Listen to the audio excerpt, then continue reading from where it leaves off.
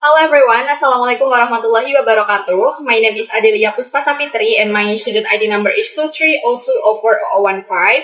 In this video, I'm going to answer several questions that is already available on our WhatsApp group. And our previous video is about self-worth. So without any further ado, let's get started to the first question. Okay, the first question is, according to the speaker, why do people procrastinate even when they care about the task? Okay, so people procrastinate not always because they are lazy or maybe they don't care with the task, but because they are afraid of being failed. They are afraid of being judged by others. They are afraid of others' opinion and so on. So they want to protect their self-worthy. And self-worthy itself means that someone conditioned when they want to be seen as a capable or as a competent person.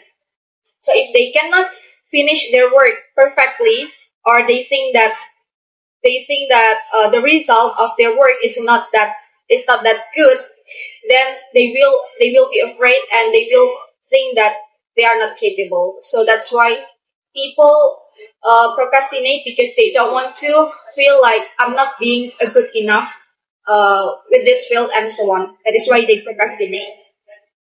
Okay, the next question is, what does the self-worth theory explain about the connection between performance, ability, and self-worth? The self-worth theory says that many people believe that their performance equals to their ability, and their ability also equals to their self-worth. For example, if they perform badly, then it also defines themselves. For example, like, oh, I fail or I have a bad result, then it means that I'm not capable in this, and I'm also not worthy as a person or as a human. That's why people are afraid to fail or are afraid to not to meet their expectations. Okay, the next question is, how does the speaker describe the role of fear of failure and perfectionism in procrastination? Okay, so the role of fear of failure and also perfectionism in procrastination makes people to feel stuck.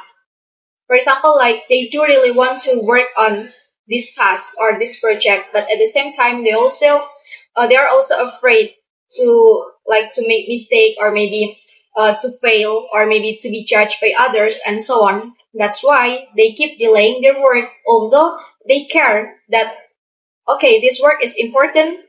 This work is like the deadline is very close, but because of those feelings, they tend to delay their work.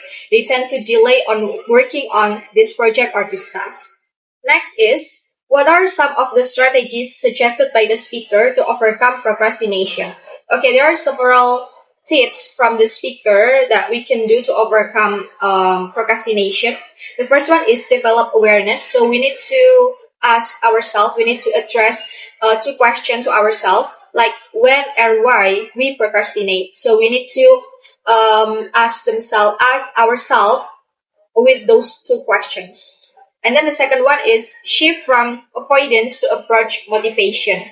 So let's focus on the positive reasons or the good impact when we do something. For example, like I do this because of learning, I do this because of helping others, or maybe I do this because of personal growth and so on. So we focus on the good reasons or the positive reasons behind that. And then the last one is challenge the false question. So we need to keep reminding ourselves that our performance doesn't define our ability and also our self-worth.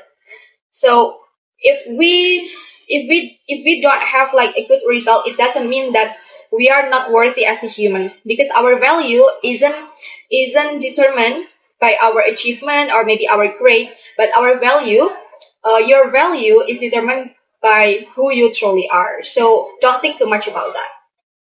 Okay, and then the next one is, why do you think procrastination is so common among university students in Indonesia? Give a few real examples. So yes, procrastination is common in Indonesian university students.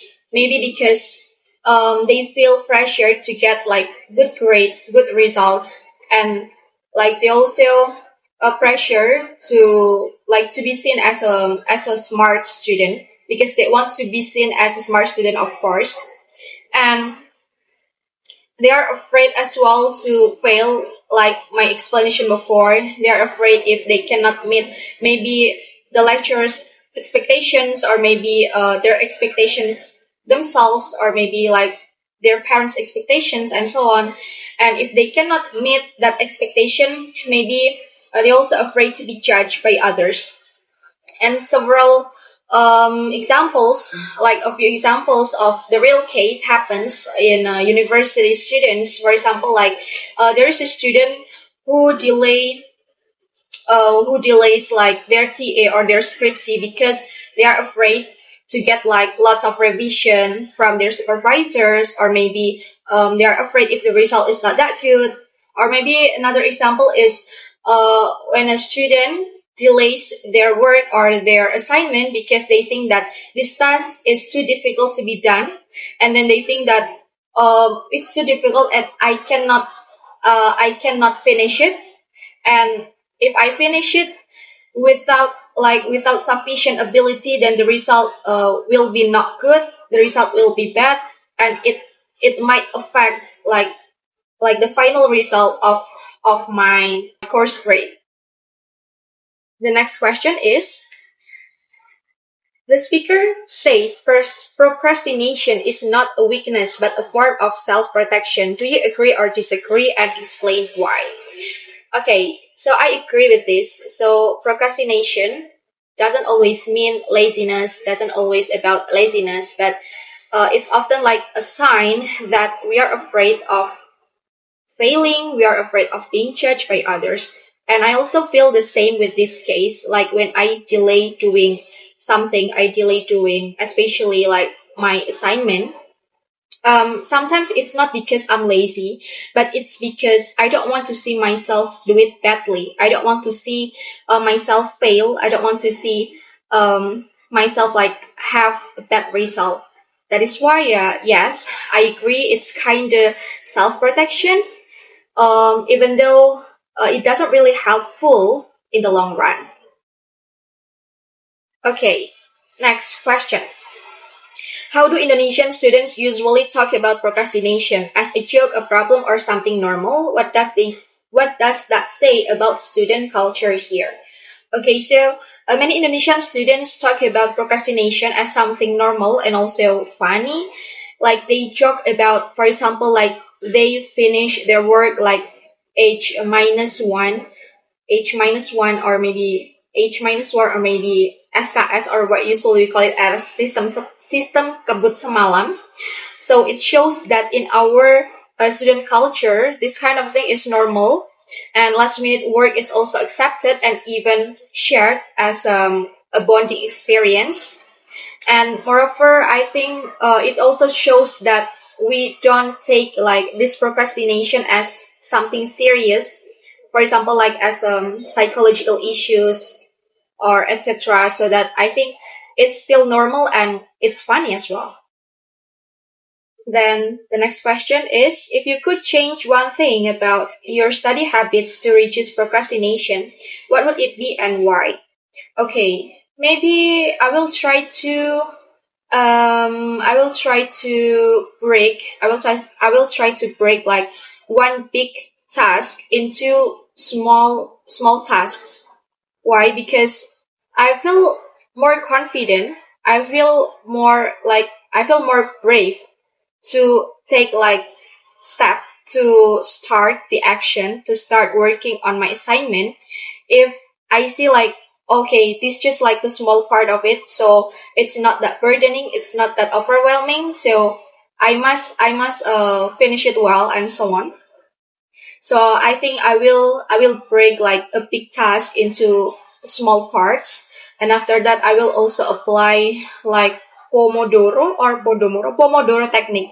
So for example, like I will study for about 2 hours or maybe 1 hour, and then I will divide it again. Like for example, for 25 minutes, I will be working on my assignments, and then after that, after 25 minutes, and I will take like a break for about 5 minutes, and I will continue working on my assignments again for the next 25 minutes, and then take a break again like 5 minutes, so that I think I will not feel like overwhelmed, and I will be more confident, and I also will be brave to start doing my homework without feeling full of fear of failure and so on.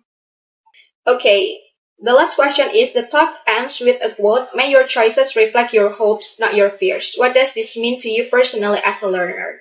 Okay, so for me, this quote means that I should study and also work because of my dreams and also my goals, not because I'm afraid to fail, or I'm afraid of others' judgment and so on. Because if I focus on my hopes, my dreams, then I will enjoy learning more, and stop letting like this kind of fear control my action, especially related to procrastination itself. So yeah, that's all from me. Thank you very much for listening. Wassalamualaikum warahmatullahi wabarakatuh.